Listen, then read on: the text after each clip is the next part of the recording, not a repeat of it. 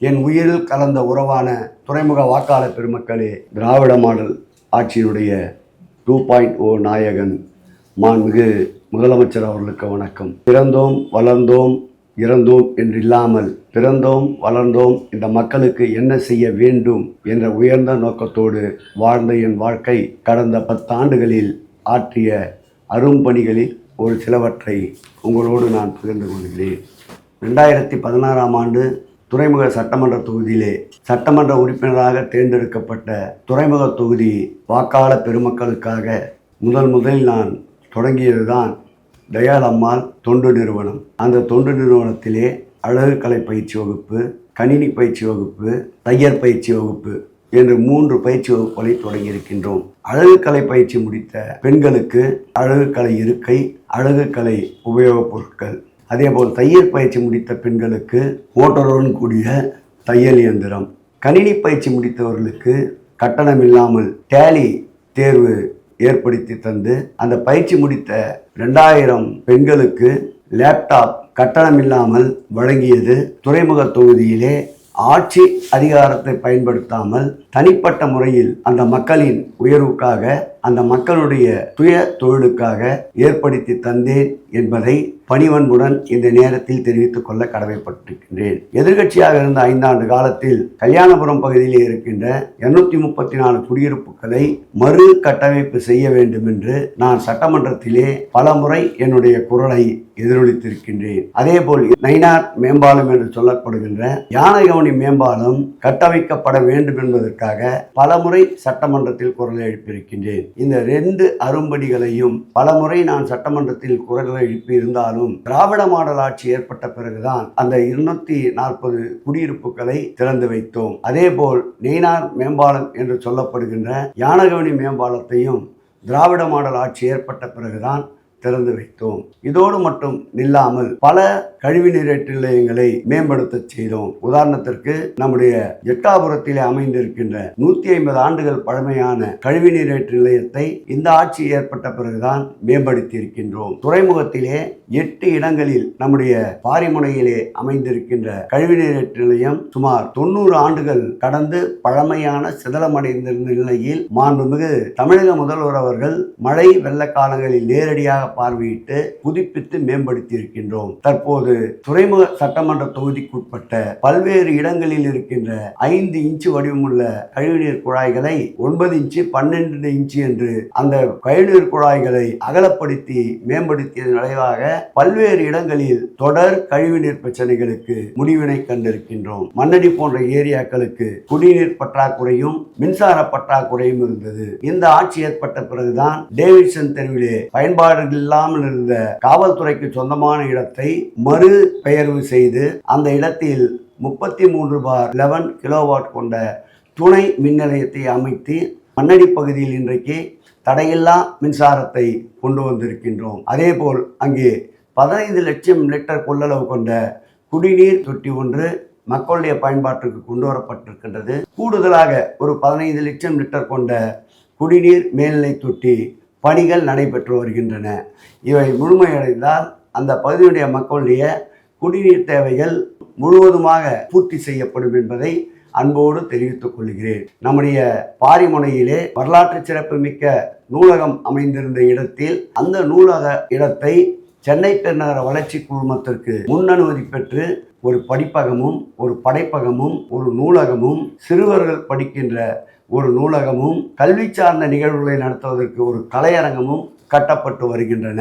நம்முடைய பாரதி ஆர்ட்ஸ் கல்லூரி, அதில் பார்த்தால் அந்த கல்லூரியில் படிக்கின்ற பெண் குழந்தைகளுக்கு போதிய வகுப்பறைகள் இல்லை என்பதை முதலமைச்சருடைய கவனத்திற்கு கொண்டு சென்றவுடன் 40 கோடி ரூபாய் செலவில் கிட்டத்தட்ட 32 கூடுதல் வகுப்பறைகளும், ஆய்வகங்கள், நூலகங்கள் போன்ற சிறப்புமிக்க ஒரு கலைஞர் நூற்றாண்டு கட்டிடத்தை கட்டித்தந்து 25 கோடி ரூபாய் செலவில் ஒரு கலையரங்கத்தை அந்த பாரதி ஆர்ட்ஸ் கல்லூரியிலே பயில்கின்ற அந்த பெண் பிள்ளைகளுக்கு கட்டித்தரப்பட வேண்டிய நடவடிக்கைகள் மேற்கொள்ளப்பட்டு தற்போது கட்டுமானம் நடைபெற்று வருகின்றது. அதே இடத்தில்தான் மாண்புமிகு தமிழக முதலமைச்சர் அவர்கள் அரசு சார்புடைய கல்லூரியிலே படிக்கின்ற மாணவிகளுக்கு ரூபாய் 1000 என்ற புதுமை பெண் திட்டத்தை அதே இடத்தில்தான் மாண்புமிகு தமிழக முதல்வர் அவர்கள் தொடங்கி வைத்தார்கள். பெருகி வருகின்ற போக்குவரத்து நெரிசலுக்கு தீர்வு காண நான் ஒரு தேர்தல் அறிக்கையாக துறைமுக தொகுதிக்கு தனியாக வாக்குறுதி வழங்கியிருந்தேன். 70 ஆண்டுகள் பழமையான பிராட்வே பேருந்து நிலையம் புதுப்பிக்கப்படுகின்ற வகையிலும் அங்கே மல்டிலெவல் அடுக்குமாடி கார் பார்க்கிங் வசதி ஏற்படுத்துவதற்கும் தற்போது பணிகள் நடைபெற்று வருகின்றன. மாண்புமிகு தமிழக முதல்வர் அவர்களே நேரடியாக வருகை தந்து அந்த கட்டுமான பணிகளை துவக்கி வைத்திருக்கின்றார். அந்த பணிகள் நிறைவேறுகின்ற பொழுது நிச்சயமாக பாரிமுனை பகுதியில் போக்குவரத்து நெரிசல் குறையும் என்பதை மகிழ்ச்சியோடு தெரிவித்துக் கொள்கிறேன். தீவுத்திடலிலே அமைந்திருக்கின்ற சுற்றுலா பொருட்காட்சி இதுவரையில் 40 ஆண்டுகளாக நடைபெற்று வருகின்றன. நிரந்தர பொருட்காட்சிக்கு உண்டான கட்டிட வடிவமைப்பு கட்டப்பட்டு வருகின்றன.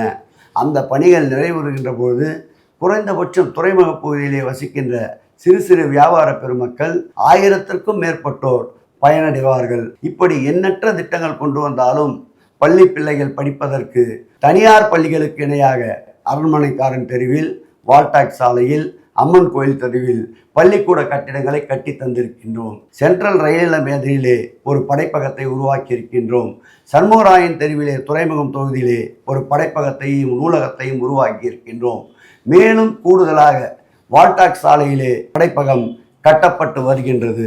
இந்த சாதனைகளோடு இணைந்த சாதனை தான் வாழ்விடம் இல்லாமல் சாலை ஓரத்திலேயே குடும்பங்களை நடத்தி கொண்டிருக்கின்ற ஏழை எளிய மக்கள், குடிசையிலே வசித்த மக்களை கோபுரத்திற்கு கொண்டு செல்ல வேண்டும் என்ற நோக்கோடு மாண்புமிகு முதலமைச்சர் அவர்களுடைய நல்லாசியோடு நம்முடைய ஸ்டான்லி நகர் பகுதியிலே 770 வீடுகள் கட்டுவதற்கு திட்டமிடப்பட்டு அந்த வீடுகள் கட்டி முடிக்கப்பட்டு எந்த விதமான தலையீடும் இல்லாமல் அந்த சாலையோரம் வசிக்கின்ற மக்களிடம் எந்த விதமான பணமும் வசூலிக்காமல் 770 பேர்கள் தூய்மையான ஆட்சி அதிகாரத்தின் கீழ் அவர்களுக்கு வீடுகள் ஒதுக்கீடு செய்யப்பட்டு இன்றைக்கு குடிசையிலே இருந்தவர்கள் கோபுரத்தின் உச்சியிலே அமர்த்த வைக்கப்பட்டிருக்கின்றார்கள்.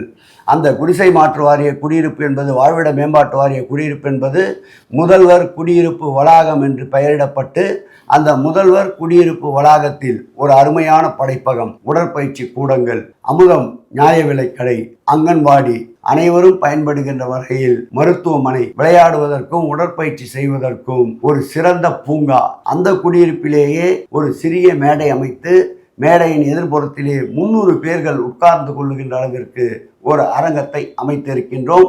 இதே போல் ஒரு சாதனை நம்முடைய வாட்டர் பேசின் ரோடு என்று சொல்லப்படுகின்ற தண்ணீர் தொட்டி தெருவிலே 700 குடியிருப்புகள் கட்டி முடிக்கப்பட்டு ஒதுக்கீட்டு ஆணைகள் வழங்கப்பட்டிருக்கின்றன. அதே பகுதியில் கூடுதலாக 140 வீடுகள் கட்டுமான பணி நடைபெற்று கொண்டிருக்கின்றன.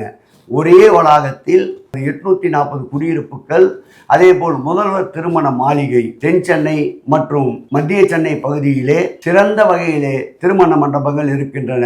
நல்ல முறையிலே திருமணம் செய்ய வேண்டும் என்று நினைக்கின்ற ஏழை எளிய மக்களுக்கு திருமண மண்டபங்கள் எட்டாக்கனியாக இருந்தது. அதை மாண்புமிகு முதலமைச்சர் அவருடைய கவனத்திற்கு கொண்டு சென்றவுடன் முதல்வர் திருமண மாளிகை என்று 2 திருமண மாளிகைகளை வால்டாக்ஸ் சாலையிலே நம்முடைய துறைமுக சட்டமன்ற தொகுதியிலே கட்டப்பட்டு வருகின்றன. ஏழை எளிய மக்களும் உயர்தர மக்களுக்கு இணையாக திருமண மண்டபங்கள் இன்றைக்கு பயனுள்ளதாக அமைந்திருக்கின்றன. நம்முடைய வாட்டர் பேசின் ரோடில் ஒரு dialysis centre, physiotherapy centre, limb கால் செயற்கை கால் கைகள் பொருத்துகின்ற ஒரு மருத்துவ நிலையமும் வட சென்னையிலே அரசின் சார்பிலே குளத்தூரிலே ஒன்றும் துறைமுகத்திலே ஒன்றும் தான் முதலாக நிறுவப்பட்டிருக்கிற பெருமையோடு சொல்லிக் கொள்கிறோம். இதுவரையில் துறைமுக பகுதியில் இல்லாத வகையில் சுமார் 3 ஏக்கர் நிலப்பரப்பில் ஒரு பெரிய விளையாட்டரங்கத்தை அமைத்திருக்கின்றோம்.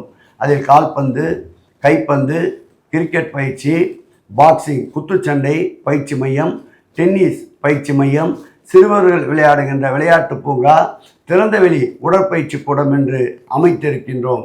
அதே பகுதியில் சென்னை மாநகராட்சி சார்பில் அச்சிடப்பட வேண்டிய பல்வேறு உபகரணங்கள், புத்தகங்களை அச்சிடுவதற்கு நவீனமயமாக்கப்பட்ட ஒரு அச்சகத்தை ஒன்றையும் கட்டி கொடுத்திருக்கின்றோம்.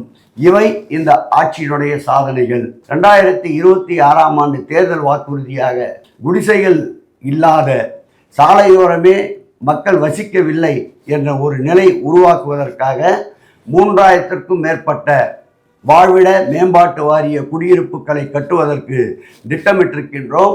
அதற்குண்டான இடங்களையும் துறைமுக பகுதியிலேயே தேர்வு செய்திருக்கின்றோம். அந்த மக்கள் இனி சாலையோரங்கள் துறைமுகத்திலே இல்லை என்ற ஒரு நிலையை உருவாக்குவோம் என்ற உறுதியை இந்த 2026ஆம் ஆண்டு தேர்தல் வாக்குறுதியாக நான் அளிக்க கடமைப்பட்டிருக்கின்றேன். எங்களை பொறுத்தளவில் துறைமுக தொகுதியின் வாழ்வாதாரம் மேம்பட வேண்டும் என்றால் தொழில் வளம் பெருக வேண்டும். 6 மாதத்திற்கு ஒரு முறை வேலைவாய்ப்பு முகாம்களை நடத்துவோம். அதேபோல் பள்ளி குழந்தைகளுடைய பிள்ளைகளுக்கு மாலை நேர வகுப்பு கட்டணம் என்பது எட்டாக்கனியாக இருக்கின்றது. முதல்வர் தொகுதியிலே தொடங்கப்பட்டிருக்கின்ற கல்விச்சோலை திட்டத்தை துறைமுக தொகுதியிலேயும் கொண்டு வருவேன் என்ற உறுதியை இந்த நேரத்தில் தெரிவிக்கின்றேன். துறைமுக தொகுதியிலே கூடுதலாக ஒரு வட்டத்திற்கு ஒரு விளையாட்டு அரங்கம் என்பதை ஏற்படுத்தி தருவோம். துறைமுக தொகுதியிலே ஏற்கனவே 5 ஆரம்ப சுகாதார நிலையங்கள் முழுமையாக பழைய கட்டிடத்தை இடித்துவிட்டு புதுப்பொலிவுடன் புதிய கட்டிடங்களை கட்டி கொடுத்திருக்கின்றோம். கூடுதலாக இன்னும் 2 ஆரம்ப சுகாதார நிலையங்களை துறைமுகத்திலே கொண்டு வருவதற்குண்டான முயற்சிகளை மேற்கொள்வோம்.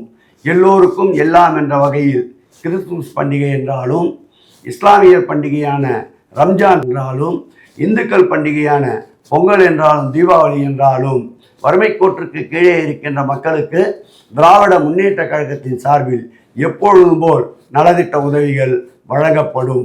மேலும் தயாளம்மாள் தொண்டு நிறுவனத்தின் சார்பில் மேலும் 2 இடங்களில் கணினி பயிற்சி மையங்களும், ஒரு இடத்தில் அழகு கலை பயிற்சி மையங்களும், 2 இடங்களில் தையர் பயிற்சி மையங்களும், ஒரு இடத்தில் தொழில் முனைவோர் மையத்தையும் இந்த 2026ஆம் ஆண்டு தேர்தல் வாக்குறுதியாக அளிக்க கடமைப்பட்டிருக்கின்றோம். உயர்கல்வி படிக்கின்ற ஏழை மாணவ மாணவிகளுக்கு 6000 பேர்களுக்கு கல்வி உதவித்தொகை வழங்கப்படும். அதேபோல் பள்ளிகளிலே படிக்கின்ற குழந்தைகளுக்கு சுமார் 2500 3000 பேர்களுக்கு ஆண்டுதோறும் கல்வி உதவித்தொகை வழங்குகிறோம். இனி வருகின்ற காலகட்டங்களில் 5000 பேர்களுக்கு வழங்குவோம் என்பதை தேர்தல் வாக்குறுதியாக தெரிவித்துக் கொள்கிறோம். இளைஞர்கள் தொழில் முனைவோர்களாக ஆகுவதற்கு இலவச பயிற்சி மையங்களை ஏற்படுத்தி தருவோம். சட்டம் ஒழுங்கை பாதுகாப்போம். தரமிக்க சாலைகளை உருவாக்குவோம். அனைத்து இடங்களிலும் LED மின்சார தெருவிளக்குகள், இன்னும் கூடுதலாக 2000 தெருவிளக்குகளை அமைப்போம். மக்களுக்கு தடையில்லா மின்சாரம் கிடைப்பதற்கு இன்னொரு துணை மின் நிலையத்தை நம்முடைய துறைமுக சட்டமன்ற தொகுதியிலே கொண்டு வருவோம். கழிவுநீர் சீராக செல்வதற்கு தொகுதியிலே இருக்கின்ற அனைத்து பழைய கழிவுநீர் குழாய்களும் 5 இன்ச்சு கொண்ட குழாய்களை மாற்றி 9 இன்ச்சு 12 இன்ச்சு குழாய்களாக முழுமையாக்கி தருவோம். குப்பை இல்லாத நகரமாக துறைமுகத்தை உருவாக்குவோம். தற்போது 3 வேளை சுழற்சி முறையில் குப்பைகளை அள்ளும் பணிகள் நடைபெற்று கொண்டு வருகின்றன. இதை 4 முறை குப்பைகளை அகற்றுகின்ற சுழற்சி முறையில் அந்த பணியையும் தீவிரப்படுத்துவோம். வியாபார பெருமக்களுக்கு போதிய பாதுகாப்பு வழங்கப்படும். சத்யாநகர் பகுதியிலே வசிக்கின்ற குடிசை வாழ் மக்களுக்கு நிரந்தர குடியிருப்புகளை அடுத்து அமைய இருக்கின்ற 2.0 திராவிட மாடல் ஆட்சியில் அவர்களையும் கோபுரத்தில் அவர்கள் வாழ்விடத்தை உருவாக்குவதற்கு உறுதி கொள்வோம். SM நகர் பகுதியிலே வசிக்கின்ற அந்த பெருமக்களையும் கல்வீடுகளில், அதாவது வாழ்விட மேம்பாட்டு வாரியத்தின் சார்பில் 425 சதுர அடியில் ஒரு குடும்பத்திற்கென்று வீடுகள் கட்டித்தரப்படும் என்பதை இந்த 2026ஆம் ஆண்டு தேர்தல் வாக்குறுதியாக கொண்டு வருகிறோம்.